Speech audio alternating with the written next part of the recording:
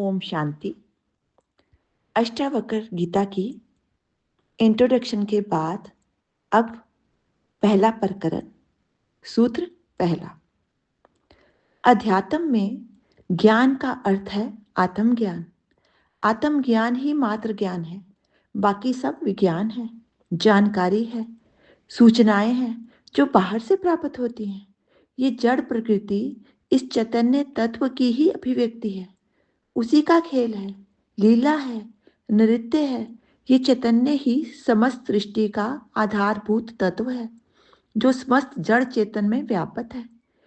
इस व्यष्टि चेतन को आत्मा तथा समष्टि चेतन को ही ब्रह्म कहा गया है। दोनों एक ही तत्व है।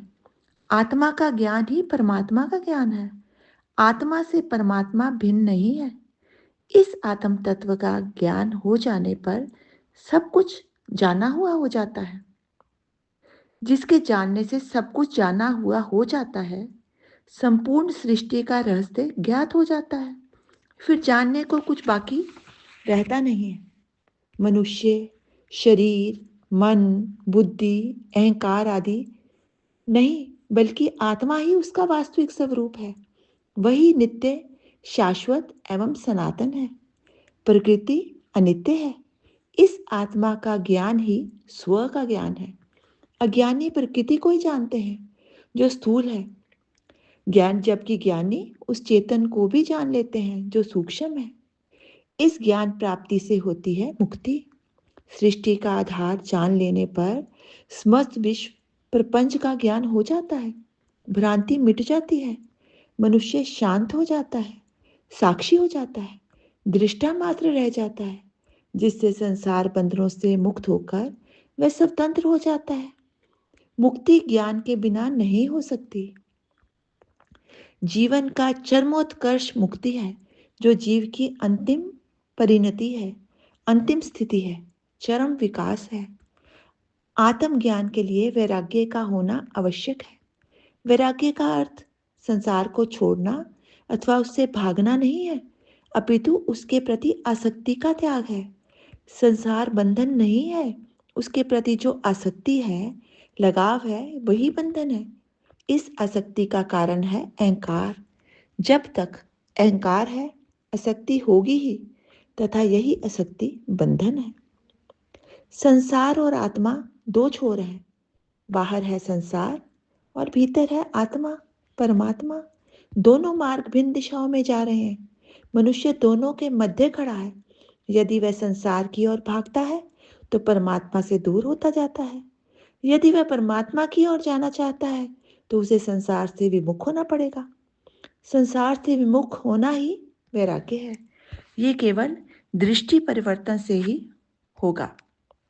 मनुष्य के अहंकार के कारण ही लोभ, मोह, वासना आदि पैदा होते हैं, जिससे मनुष्य इस कर्म जाल के बंधन में उलझ जाता है। ये जाल उसने स्वयं ही अज्ञानवश तैयार किया हुआ है, जिसे ज्ञान द्वारा नष्ट किया जा सकता है। किंतु ज्ञान प्राप्ति हेतु मुमुक्ष भी होना अनिवार्य है, अन्यथा उसे कोई भी देवता उपहार स्वरूप लाकर नहीं दे सकते। राजा जनक मुमुक्ष है, उनमें ज्ञान व मुक्ति की तीव्र इच्छा है। अष्टावक्र ज्ञानी है, जिन्होंने पा लिया है वह ही दे सकते हैं। जिसने स्वयं ही नहीं पाया वह दे भी नहीं सकता, बल्कि और भटका देता है। आज संसार ऐसे ही अज्ञानियों द्वारा भटकाया गया है, विभ्रमित हुआ है। इन मूढ़ों ने दुनिया को जितनी हानि नहीं पहुंचाई, उतनी इन अज्ञानियों ने पहुंचाई है। ये अज्ञानी ही सांप्रदायिकता फैलाते हैं, जिससे संसार विकृत हुआ है। राजा जनक ज्ञानी गुरु से 3 प्रश्न करते हैं। ज्ञान कैसे प्राप्त होता है, मुक्ति कैसे होती है तथा वैराग्य कैसे होता है। 3 ही प्रश्नों के उत्तर में सारे अध्यात्म का सार निचोड़ समाया है। हर व्यक्ति मुक्ति की चाह तो करता है, किंतु सद्गुरु के अभाव में सब कुछ करता हुआ फिर भी आत्मज्ञान को प्राप्त नहीं होता। इसके मुख्य 3 कारण हैं। स्वयं की मुमुक्षा का ना होना, स्वयं की पात्रता का अभाव एवं सद्गुरु का अभाव। ये तीनों जहां मिल जाते हैं, जहाँ इस त्रिवेणी का संगम हो जाता है, वहां चेतना अवश्य प्रकट होती है। ज्ञानी गुरु ही तत्व का बोध करा सकता है।